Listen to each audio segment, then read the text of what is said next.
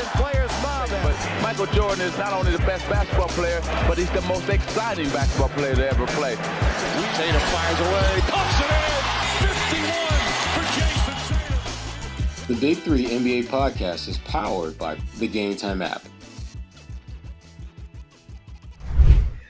Hello, everyone. Welcome to this episode of the Big Three NBA podcast. I'm giggling because, of course, it's me, Kwani Lunis, Sherrod Blakely, and as Sherrod just said, Gary in Paris, Gary Washburn, is in Paris right now for the Olympics. How are you feeling, Gary? What's the scene like in France right now? Bonjour, Gary. Bonjour. Bonjour, my friend. There's a lot of excitement. I'm in Lille, so I'm like an hour and a half north of Paris where the basketball is going to be taking place. So okay. It's a cool little, it's a suburb. It's a definite city and all that, but so far so good. I like Paris. I like France. The people are nice. I'm slowly learning French, some of the phrases. Obviously, I've learned bonjour and merci beaucoup. And then I got Uber Eats the other night, and the dude said "Bon appetit," and I'm like, "Oh, that really applies here." Like, I can use that here.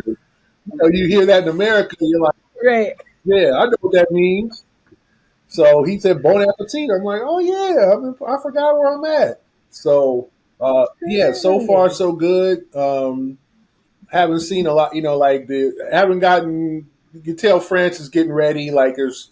The TV and people are getting excited about the Olympics, but it was still 3 days from opening ceremony. So I anticipate the next few days will be really, really brimming with excitement. And we'll see what happens with the basketball here. I haven't been to the arena yet or whatever, but there's a lot of excitement, a lot of excitement. This is a great experience.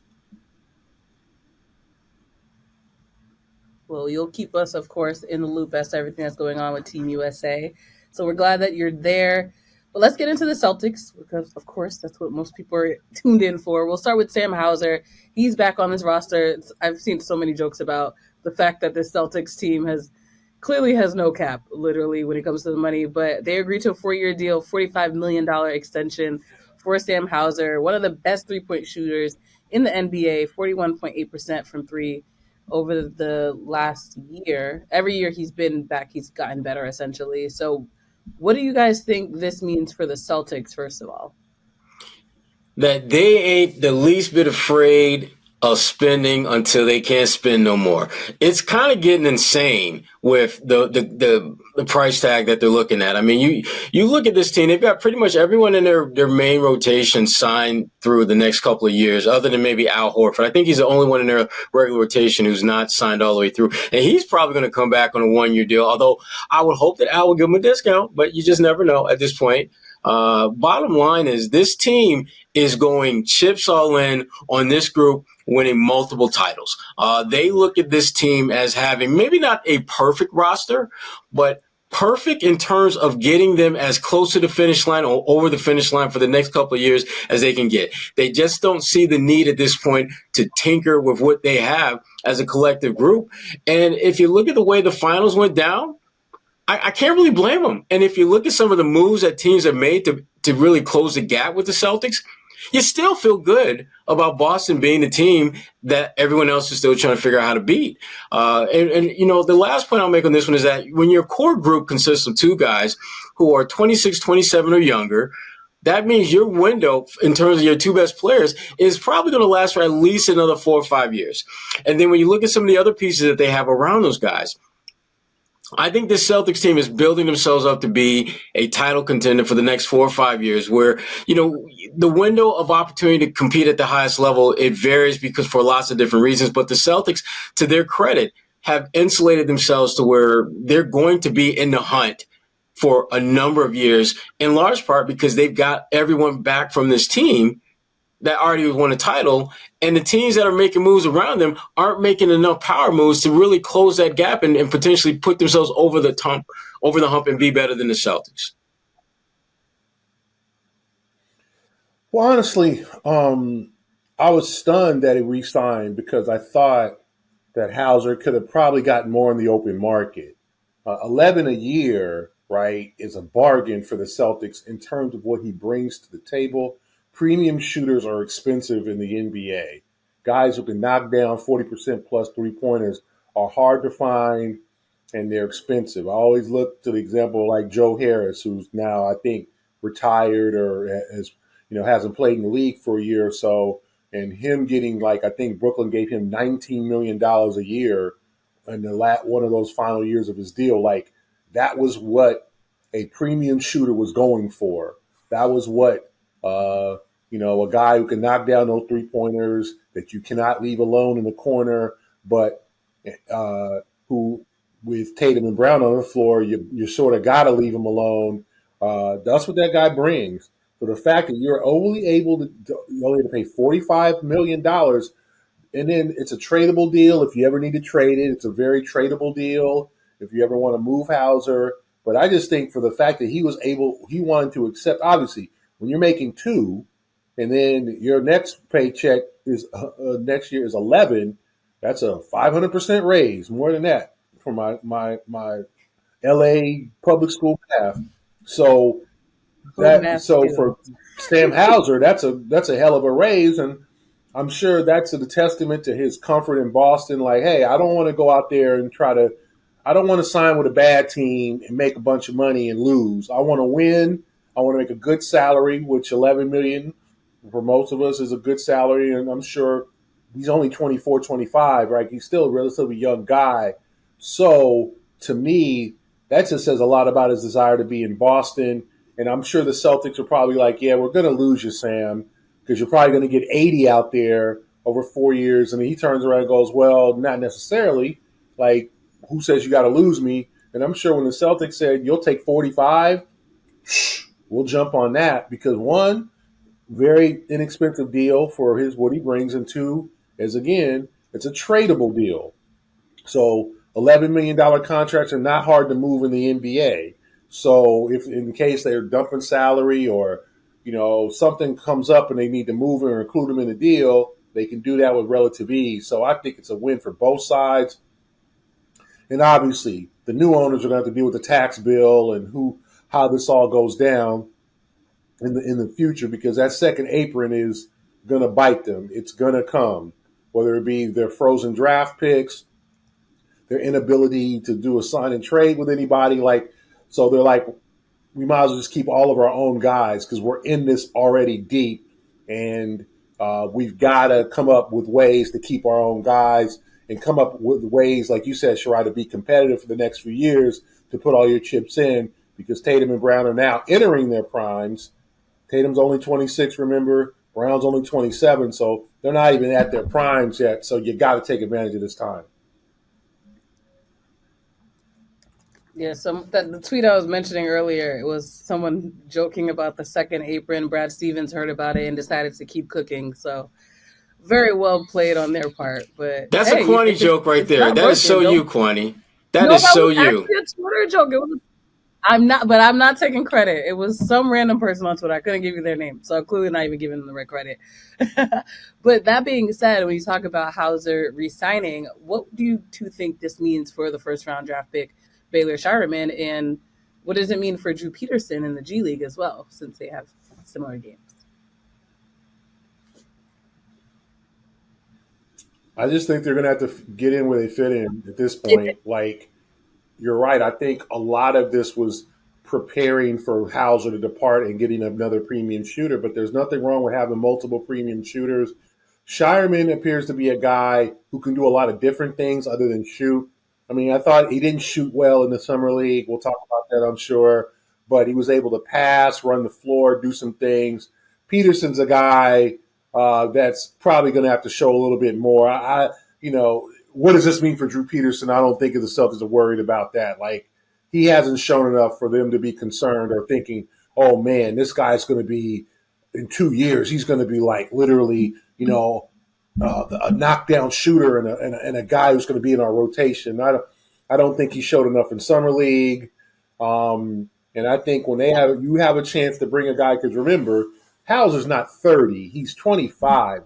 So he's not entering his prime yet. He's still going to be knocking down lots of shots, and he's still, going to hit his athletic peak too. So I think they said, you know what, we'll take more Hauser and less Hauser lights. But Shireman, I think, can play a different role than Hauser. I think he'll get on the floor. Peterson, I'm not so sure about. No, Peterson, it's a wrap. I mean, do your thing in the G League, knock down some shots, get your 16 points, 5 rebounds, 6 assists, and hope that you get traded. Hope that you wind up in a situation that will give you an opportunity to at least see the crack of daylight on an NBA roster, because it's not going to happen in Boston now. Re-signing Sam was the first domino, but really, it really was the second, because when they drafted Shireman, that was the first time that your role might not be, you might not have an opportunity to have a role bigger than the one you've got with the G League. And so, to Gary's point, Shireman does have the versatility to where it's not that inconceivable to see at some point where Hauser and Shireman can be on the floor together. It's not that big a stretch. Right now, it feels a little bit of reach, but I do think in the next year or two, that's not going to be, a tandem that is completely absurd and just no way in hell that'll happen. So the Celtics, again, this is yet another move on Brad's part that's win now. They are absolutely committed to winning now, and they don't care what the cost is to win now. And it's very unusual to see teams and organizations as bullish on spending the way the Celtics are now. They have shown like no hesitation in cutting checks to anyone that they feel can contribute to their success. You look at their rotation last year, everyone has gotten paid. Everyone has gotten paid. And you go back and you look at teams that win championships, that almost never happens. There's always that one cat that played well, and the team's like, thanks for your service, good night, and they're gone.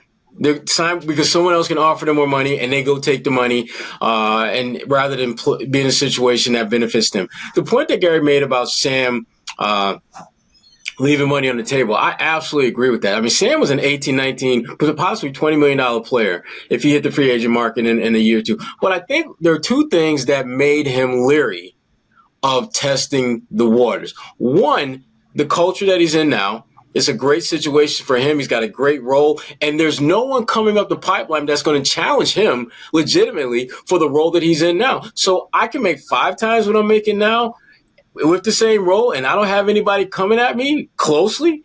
Why would I go elsewhere? Unless I really needed the money or felt I needed the money. And I think for Sam, remember, Sam, this isn't a guy that was taken in the first round or even the second round. This is an undrafted player. They have a very different calculus on what it means to be in the NBA. They have a very different feel for the importance of finding the right situation. Because for them, remember, when you are undrafted, you can sign with anyone. But if you screw that up, you could wind up out of the league just like that. I mean, just imagine if Sam would have, instead of signing with Boston, he said, well, let me try my luck with Golden State. You're never going to see a lot of day as a shooting guard on that team because they got the greatest of all time doing that with Steph. So there's so many factors that I think come into play when a guy like Sam Hauser makes this type of decision, leaves. I think most people agree he probably left a good $6, $7, $8 million a year on the table, simply for the comfort of being a Celtic, and again, for an undrafted player making that kind of money, and you got a little one on the way this fall too. So you need to make a little more cheddar. It's just for Sam, to me, this is a great deal. This is a great deal for him. It's a great deal for the Celtics. And it's literally one of the few guys you can say that they brought back where you feel that the Celtics are clearly going to get significant bang for their buck. The other guys are getting, I think, what the market value dictates. Sam is getting what I think is one of the biggest bargain deals among all the guys the Celtics are bringing back to the fold for next season and beyond. It's summertime, and there's no better way to spend it than at the ballpark. Popcorn, soda, hot dogs. I'm starting to get hungry just thinking about it. Those games create lasting memories, and getting to those games is a lot easier with Game Time, which is an authorized ticket marketplace of Major League Baseball, which makes getting tickets faster and easier. Prices on the Game Time app actually go down the closer it gets to the first pitch, with killer last-minute deals, all-in prices, views from your seat, and their lowest price guarantee. Game Time takes the guesswork out of buying MLB tickets. Now, being a Yankees fan that I am, living here in Boston, I know it gets complicated and very uncomfortable from time to time, but keeping an eye on the AL East is a really big deal for me, as you can imagine. I know I can go to the Game Time app and jump on the best deals quickly. The color coding options at the ballpark make it super easy to see what are the best deals for the best seats from all the seats in that particular venue. And you can customize your search options based on your favorite team or your favorite team to watch. The Game Time app makes it super easy to get into the game, and you can't beat Game Time's lowest price guaranteed. And when you're ready to lock up your tickets, Game Time has all-in pricing, so there's no surprise fees at checkout. Hate when that happens. Take the guesswork out of buying Major League Baseball tickets with Game Time. Download the Game Time app, create an account, and use code CLNS for $20 off your first purchase. Terms apply.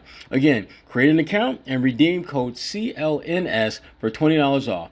Download Game Time today. Last minute tickets, lowest prices, guaranteed.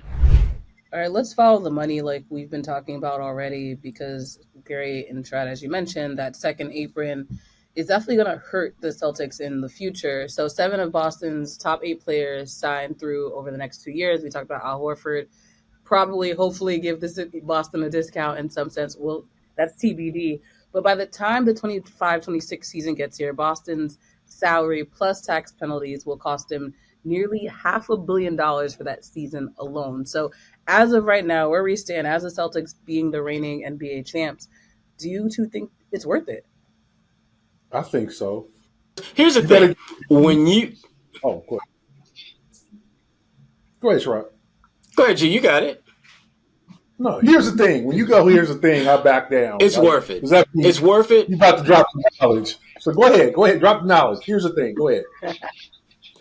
See, as I was saying, professors in the building. Now let me talk. Let me speak. No, the thing about the Celtics right now is that they have been so close to winning it all that once they finally won it all, they realize this is a recipe. This is how you do it. And then they start looking at all the ingredients that went into winning a championship and realize, oh my goodness, there really is nowhere where we need to upgrade.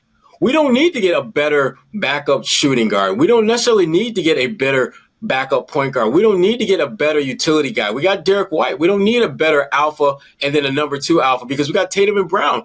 You start breaking down this roster, and there really is no area other than maybe the big situation, but damn, you got a 7-foot unicorn in Porzingis that when he's healthy is a matchup nightmare.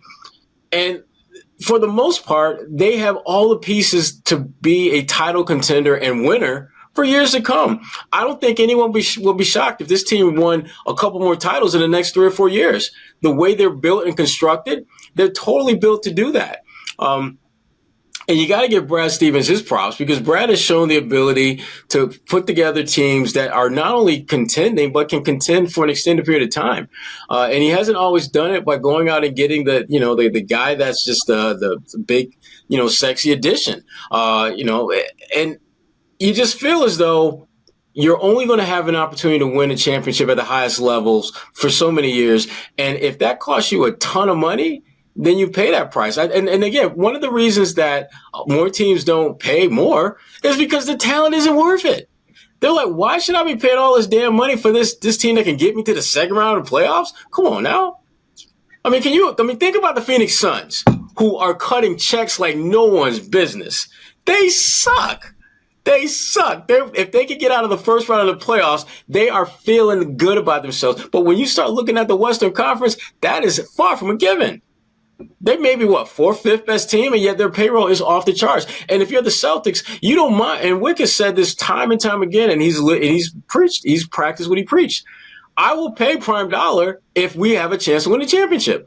I don't mind cutting that check. And now that he's cut check after check after check, he's trying to get his check to get up out of here, which I get. And we'll talk a little bit more about that later. But the bottom line is this team is worth what you're paying, because the goal in putting a team together is to win a championship. That is what everyone wants to do. This team is built to do that for a number of years to come, which makes it worth it. Okay, yeah, I think I agree with you, Sherrod. I think you just got to your goal is to win multiple championships now. Like, your goal is to 2 out of 3, 3 out of 4. You got to get greedy. You can't just. It's just sort of like the Big Three era with Garnett, Allen, and Pierce. They only came out with one championship, right? In '09, Garnett got hurt. He got knocked out by the Magic. In 10, they lost in Game 7. The whole image and reputation of that team changes if they win a checker title in 3 years. If they get 2 chips in 3 years, they're even more glorified. They're even more adulated in terms of just a team. And they've done specials, and they were at the parade with their trophy. If they had won 2 titles with that group, I mean, you're talking about, like on the level of the 1970 Celtics that won it in 74 and 76. Like, you're talking about just one step below the 80 Celtics and way before obviously the 60s where, they won 8 in a row. But so if you're the Celtics, you're chasing history now. You're chasing, like, you don't want to be the Denver Nuggets. You don't want to be the Milwaukee Bucks, right? You don't want to go out, win one title, and then you never heard from again. Because your team got old, because you lost free agents, because you didn't want to pay for the players to come on back. You didn't want to pay Bruce Brown. You didn't want to pay Jeff Green. You didn't want to pay now Kentavious Caldwell-Pope. You want to say, we put our players in the best position to win multiple championships. So I think if you're the Celtics, you're taking a risk with the second apron, because we really don't know, since it's a new CBA situation, what the repercussions will be long term. But ain't nobody worried about 2032 and all that. That's 2020. Like, I'm not saying they're worried. I mean, but, ain't nobody worried about, Kwani 32. She ain't worried about 40 yet. Like, she worried about right now, right? Kwani Young, you ain't worried about you ain't worried about a decade from now. You worried about now. You worried about the next couple years. So if I'm the Celtics, you worry about what happens then, and you worry about winning now. And if you come away and say, hey, we had to pay the price, but we won 2-3 championships out of it, then that's worth it. Because dynasties and winning multiple championships for a franchise is hard. So I'm all for the Celtics doing this. But, yeah, eventually they're going to have to figure things out. Like, they're going to have to even up some salaries. They're going to have to let somebody go. Somebody's going to take a discount. Like, maybe, Porzingis, when he comes back, if they want to bring him back on another extension, somebody's going to have to be like, okay, I'll take less to come back.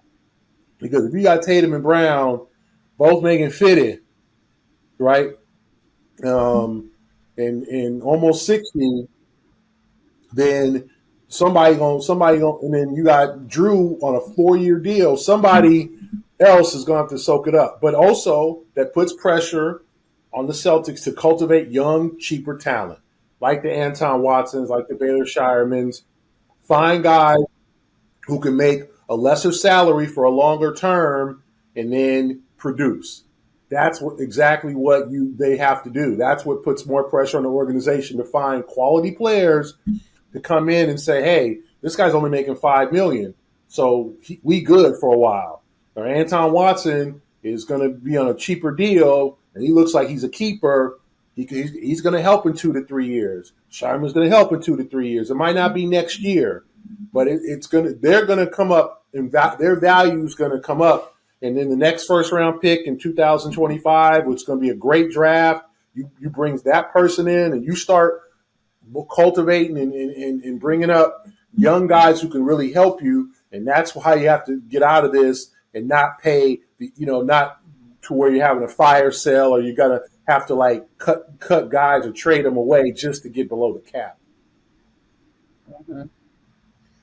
Well, you teed me up perfectly because, as everyone at this point I probably am sure knows, that Wick Grossbeck announced that he was going to basically sell off his part of the Celtics. But what if the sale doesn't go according to the timeline that he has planned? Do we potentially see a fire sale in another year or two? Well, okay. Here's the thing. I'm gonna pull a Sherrod. And folks out there, I'm gonna tell you, folks, the listeners and the viewers, if a dude says, "Here's the thing," that means he's lying. So when somebody says, "That's a Kyle Draper thing," here's the thing. Oh, here we go. Oh, he would say that a lot. I forgot. Oh my He's a game god. here. Here's the thing. That's what when he says, "Here's the thing," he make the hamster's turning. He trying to make it up. You don't want it. You don't want it. That's not the thing.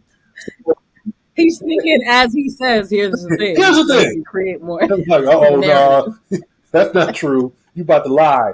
So anyway, you're right. Like it could. I do think Wick has a there's going to be buyers in mind. I do think he'll try to move the team, not quickly, but he'll take the right deal. And I think that there's major interest in the Celtics. So, you hope for the Celtics' sake it doesn't take 3 to 4 years for this team to move. I think there'll be very affluent men or women or a group or former athletes or whatever to come up and show interest in buying the team rather quickly. And I'm sure Wick's going to have his share of offers on the table and figure out which one to take.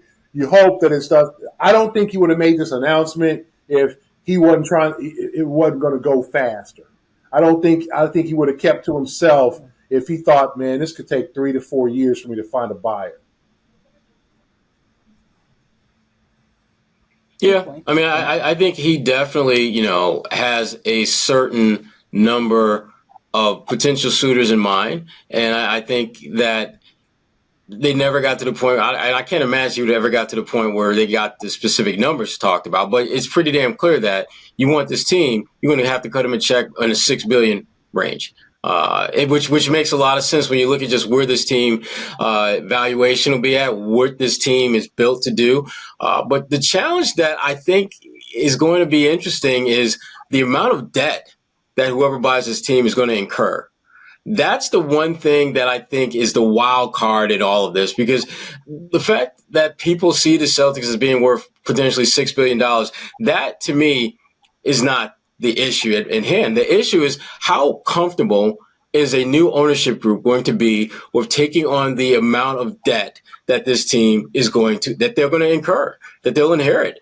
Because as Kwani mentioned earlier, in a couple of years, they're going to have to cut a $500 million dollar check because of the salaries and them hitting that second apron. And that doesn't even get into, some of the more punitive specific things such as having draft picks lowered or taken away and some of the other issues that come about when you hit that second apron. So there's a lot of uncertainty about the comfort level that a new ownership group is going to have, because the Celtics, they don't just have a little bit of debt. They got the kind of debt that make you be like, damn, I don't know if I want to buy this crib. It looked nice on the outside, but damn, I got to fix the lawn. I got to fix the backyard. I got to fix the patio. That garage going to need fixed. Damn, it's a nice house, but damn, there's a lot of cosmetic stuff. I gotta shell out in order to get this thing to where it's going to be of value beyond what I see in front of me.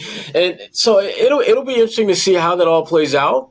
But I definitely think it's going to not go quite as smoothly as people think, because I do think that there's going to be a little bit of trepidation for a new ownership group to assume all that debt. And another thing to keep in mind, I'm sure you two have been following the NBA rights deal that is right now being Amazon putting themselves in the race. But of course, TNT, Warner, they want to be considered as well. So I think those moving parts obviously affect the way that the new ownership, I imagine, looks at the valuation of a team and what media outlet will be broadcasting those games. So it all really does tie in together hand in hand. But that being said, you two mentioned that the level of concern is not that great right now. But let's say, for just entertain me, if that were to be the case, they did need to have a fire sale, who would you think would be gone first off this roster? I think Sam Hauser. just because they've got guys in the pipeline that aren't as good as Sam, but certainly bring you some of those same traits. If they're looking to move a big piece, I think they probably would move Drew Holiday. I could see a team absolutely giving them some draft capital and some young talent if they feel they're one defensive-minded playmaker away from getting over the top or competing at the highest level. And the Celtics feel that they, if it's one of those years where the Celtics are really good but maybe not championship caliber material and Drew's maybe not having the greatest season, then you maybe look to do something like that. But the two guys that I just don't think are ever going to enter that conversation being traded is Tatum and Brown. I think those they're as close to being untouchable, I think, as you're going to find in the NBA, simply because players that good, you trade them only because you either, one, can find better talent elsewhere, or two, they want to be out. And I don't get the sense that either one of those guys wants to be out. And when you start looking at talent around their age, maybe slightly younger, there just aren't a lot of guys that you can see made available. I mean, Anthony Edwards, if he were made available, then yeah, you think about that. But Trae Young, nah, we're good. And the host of other players that are all-star caliber players, but certainly would be a clear downgrade from what you have with Tatum and Brown. So, I would say Sam Hauser would probably be one of the first to go, if not the first to go, if they had to just really start on a low salary. And I'd say Drew would probably be next, only because he's got a pretty large contract that would really kind of clean up a lot of their books in a hurry. You'd still have Derek White, who has proven himself to be an elite wing, and you're paying Derek big money too. So it's not like you're asking some guy who's not making much money to all of a sudden take on greater weight. Derek, he's making good money, and he'd be up for that challenge. So those are the two guys I'd probably look at. Yeah, I guess I would agree. I don't know whether they're going to have this fire sale. That's a tough word. That's like a baseball word, where they're just giving away guys. Because one, there's a salary floor. Okay, you got to spend a certain amount. People ask, well, why did the Pistons sign Tobias Harris to $26 million a year? Because they had to spend money. You can't put it in your pocket. You can't keep it in your pocket anymore. You can't have it stacked in your wallet. You've got to spend money on these players. So I don't know if the Celtics will do a fire sale. I think they'll figure out how to get maybe some of their players, and I'm pointing to like mostly probably maybe Porzingis, where you go to Kristaps and say, okay, you're often injured, you're not worth, we can't pay you $35 million a year, but we can pay you $20. How about that? Like, you start to try to negotiate salaries that are team friendly in order to win and play in this Celtic atmosphere. And if it doesn't work, then you might have to make a move or let a guy walk in that situation. And that's why you go younger. That's why you bring up young, cheap players. That's why you have to draft well. This whole second apron, and I think fans, and I explained it in my last Sunday Notes, this whole second apron thing is real limiting, right? In terms of there's things you can't do anymore. The Celtics cannot include, they can't sign a buyout player that makes more than the let's say, people are, they should go after Gordon Hayward again no, he made too much. Like, he's got to make a below the mid-level exception. You have no mid-level exceptions to offer anybody. You can only sign players to minimum deals now. If they want to find that 15 spot, if a guy said, hey, pay me $7 million, I made 20 last year, I'll come to Boston. They're like, they can't do that. They can only pay you 3. They can't scrape up money. It's limiting. And I said, if they're in the apron for 3 out of 5 years, their first round pick gets frozen, which means they can't trade it. And in another situation, regardless of where their first round pick is 7 years from now, it gets pushed back to the end of the first round. So there's major penalties for being in the second apron. The Celtics will find that out. I think they'll figure out a way with obviously the great Mike Zarin and their salary cap people to maneuver around that. But I don't think they're going to be just giving guys away for, bad contract. You hope that it doesn't go back to the old days of them taking, we just got to take this bad guy's contract. uh, because he's on an expiring deal. You hope that they don't get to do the nickel and dime aspect of this. Do they need to get from the second apron to the first apron? Yes, I think eventually they do. And we'll see how they do that. But I do think, like Sherrod said, Hauser and then Holiday, and I think Porzingis is a guy that they'll say, listen, you've won a title here. We can't afford $35 million, but we can afford $20 million. Can you take that for this? And then, he's not getting any younger. He's not going to get any healthier. So he says, hey, and he does kind of like Horford did, where he starts taking more reduced contracts for the atmosphere and the desire and the ability to play in Boston. All right, before we close out, let's talk about, obviously, the precursor to the Olympics, the Team USA men's basketball team. 2 games already, close calls. LeBron James stepping in for both. First versus South Sudan, 1-point game, 101-100. And, of course, against Germany 2 days ago. Oh, last night, that was Monday. Wow, this week is a blur. 92-88. But Gary, I'm sure you've been able to. Were you at the games in London? No, I did not go to London. No, you were okay. So you just went to okay. So, but in general, what are the level of concern from both of you when you think about Team USA, their performance so far, and the big goal is to really bring home the gold for the United States? Well, I think what we're finding out is that these teams are not afraid. Like, and we've said that, they're not afraid. They're not afraid. Germany ain't afraid. Even South Sudan. And people was like, well, where? First of all, I thought Sudan was one country. I didn't know there was a North Sudan. Is there an East Sudan? Is there a South Sudan? Is there a West Sudan? Is there a West Side in Sudan? West Side? Ooh. Is there a West Side Sudan? Like, I need to know about? Oh, my God. So we didn't. I think a lot of people didn't watch your back, Gary. Watch your back. I think a lot of people didn't know that it was like 2 countries, and then they were like, well, they're who does well from it? They've been fighting for years. Who does well from the African tournament side of the tournament? Remember, Nigeria beat the USA in the exhibition in Vegas 3 years ago. Remember, when Mike Brown was the coach. Don't sleep on the African countries. And and I know there's been some negative things said, and that's really sad and stereotypical. But they got ballers out there, and I think the NBA finally realized after decades, after seeing Mutombo and seeing guys come over from the Manute Bowl, seeing guys come over from the continent who were like really good players, they finally realized, you know what? There's a lot of talent in Africa. They just need to be cultivated. They need camps, courts, places to play, new shoes. They need. South Sudan has no indoor courts. They need.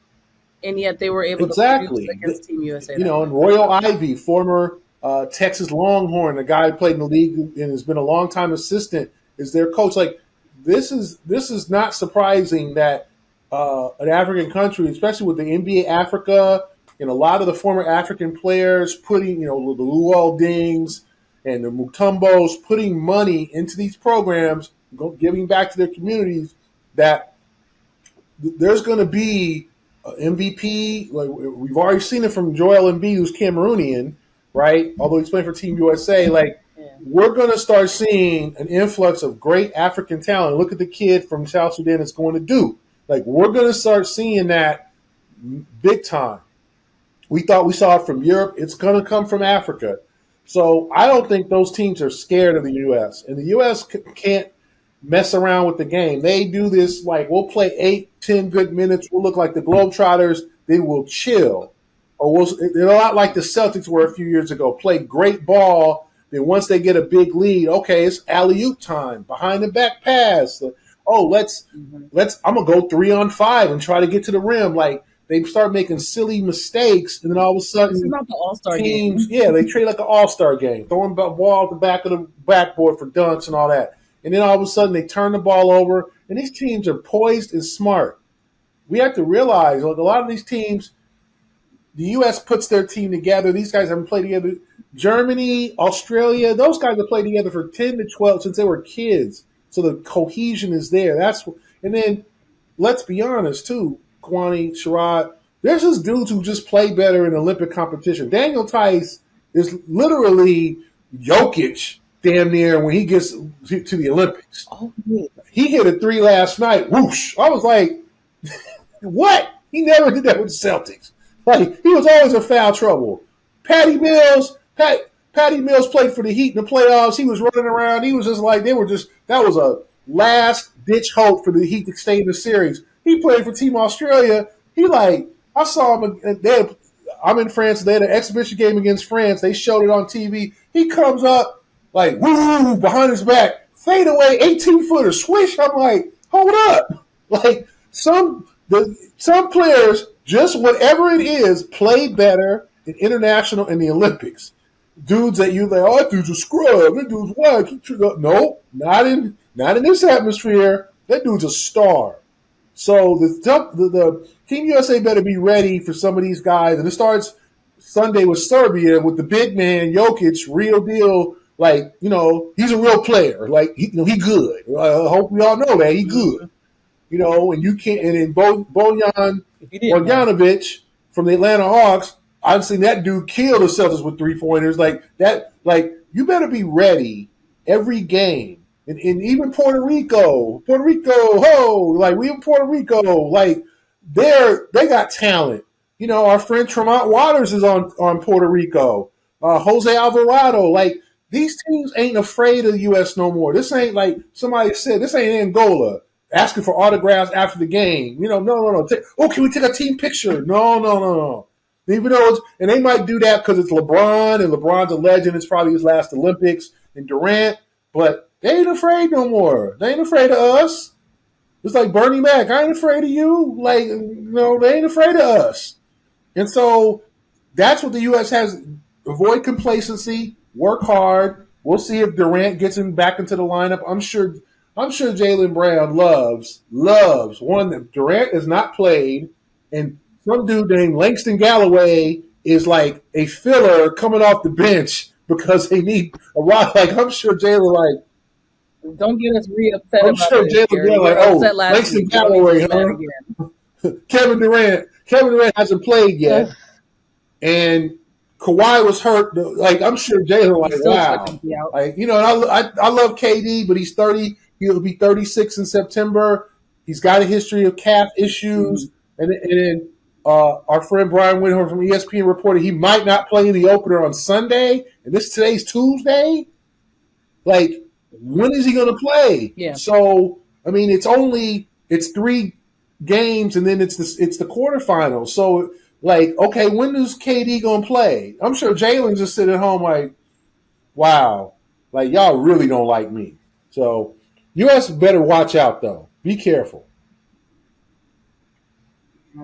Yeah, I mean, it's clear that the rest of the world, and we talked about this before, the rest of the world is not looking at the U.S. like, ooh, big bad USA. They're looking at them, yeah, y'all nice, but y'all can be beat. Y'all can catch an L any day of the week. And the African influence, I think, is very underrated in the NBA. As much as you want to talk about Giannis Antetokounmpo and, his Greek affiliation, you don't have to go far down the DNA trail to realize that brother is from Africa. That brother has deep DNA from Africa. And there are a number of players, international players, who have a little more melanin than some others, who, if you trace their family tree, you realize that they have either parents or grandparents that were direct descendants from the continent of Africa. And so this whole narrative that, oh my gosh, these African players are really good. It's like, no, you're paying more attention to them now. Their roots have been planted globally for a long time. And we're just now starting to see, okay, now when you go back to the essence of where those roots started from, they can ball. Luol Deng was not just this anomaly. I mean, I think there's a lot of Luol Dengs out there, in the various countries within Africa, diaspora. And so it's good to see that. But at the same time, if you're the U.S., it's just a reminder that you always got to be on top of your game. Whether it's from Altoona, Africa, Germany, Mexico, it doesn't matter. You have to be on top of your game, no matter who. Pennsylvania. I know.